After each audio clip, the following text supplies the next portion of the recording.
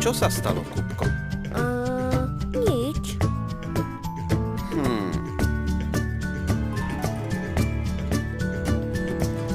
Vieš, prečo Jehova chce, aby sme hovorili pravdu? Hovoriť pravdu je ako stavať most k svojim kamarátom.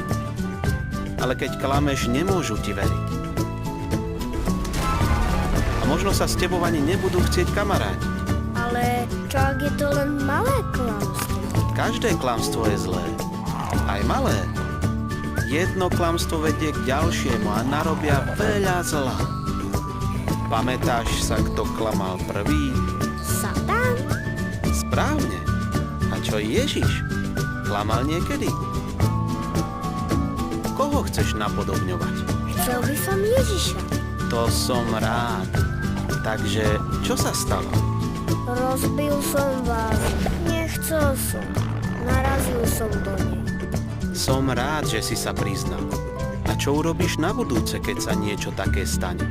Poviem pravdu. Poviem maminke, že ma to mrzí. To je dobrý nápad. Poďme za ňou hneď a potom to upraceme.